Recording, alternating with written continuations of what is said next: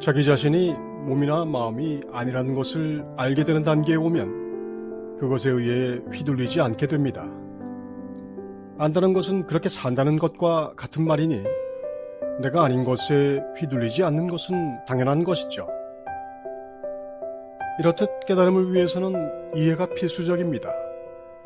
이해에도 말귀를 알아듣는 것에서 시작해 단어나 문장의 맥락을 알아듣는 것에서 완전한 이해에 이르기까지 수많은 수준이 있습니다.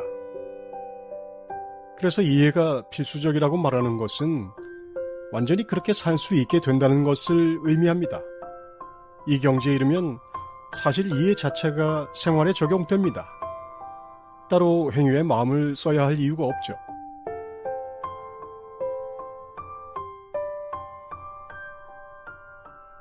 이처럼 이해한다는 것은 모든 것이 모든 것에 의존하고 영향을 미치는 전체성을 나의 세계로 만드는 것입니다.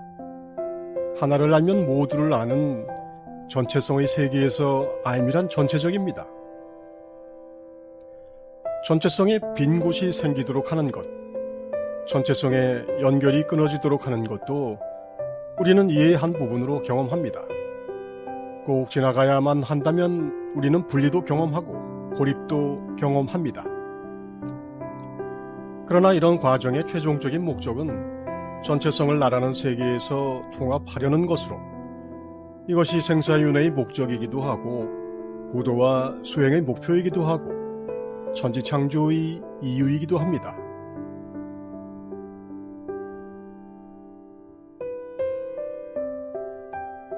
전체성을 이해한다는 것은 전체성을 나에게 통합시키는 것이고 그것은 다른 말로 근본적 실상인 본질을 이해한다는 것입니다.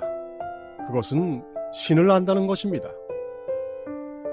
실상, 본질을 이해한다는 것은 다른 측면으로는 마음이 모든 기준에서 자유롭게 된다는 것이며 그것을 아주 구체적인 수행의 관역으로 정하자면 분리의 주체인 인격, 에고가 해체되는 것이죠.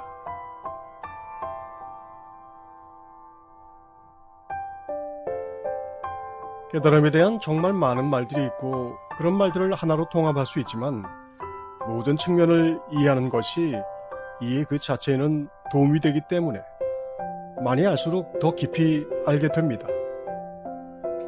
에고는 깨달음을 현실을 초월해 지상의 행복을 누리는 판타지로 생각합니다. 에고는 그 이상의 무엇을 깨달음으로 상상하기 어렵습니다. 에고의 기준이자 한계가 욕망과 두려움이라 그렇습니다. 깨달음은 그런 판타지가 아니라 지천말로 가장 리얼한 현실 세계입니다. 그래서 에고의 발현과는 정반대로 에고가 해체되면 커다란 짐이 떨어져 나간 것처럼 평화와 행복에 휩싸이게 됩니다.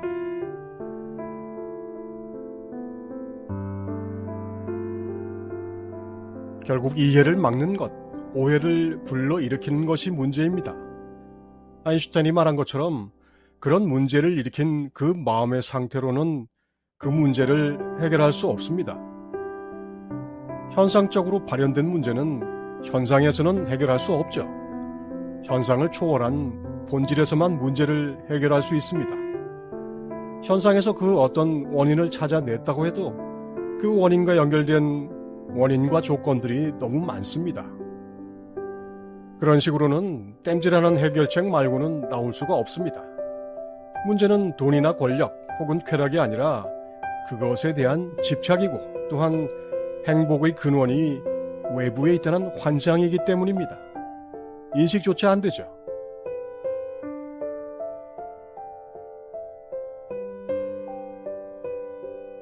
나약한 에고는 늘 의존할 대상이 필요합니다. 에고는 대상이나 바깥의 의지에 어려움을 극복해 나갈 수 있는 힘을 얻습니다. 이 문제에서 벗어나기 위해서는 결국 의식의 성장, 이해가 필수입니다. 역설적으로 에고의 구조가 성숙해져야 이런 의존에서 벗어날 수 있고 스스로 서게 된 에고는 깨어난 정신으로 진보합니다. 이 단계에서 에고가 해체되고 에고가 없는 무아가 진정한 자신으로 우뚝 섭니다. 천상천하 유아독존, 에고가 없는 무아의식만이 전체성, 진정한 자기 자신에 대한 명료한 인식을 갖게 됩니다.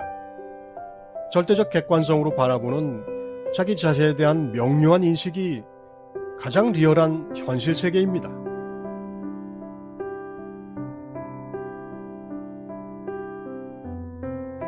우리는 그래서 다시 한번 역설을 봅니다. 세상에서 가장 어려운 만남은 자기 자신과의 만남이라는 역설입니다. 세상에서 많은 것들을 만나지만 정작 자기 자신과 만나는 사람은 그리 흔치 않습니다. 우리가 자신을 만나지 못하는 것은 자기 자신과 너무 밀착되어 있기 때문이고, 이는 자신을 객관적으로 볼 수 있는 거리가 형성되어 있지 않다는 의미이기도 합니다. 내 눈으로 세상을 다 보면서도 정작 내 얼굴을 볼 수는 없습니다.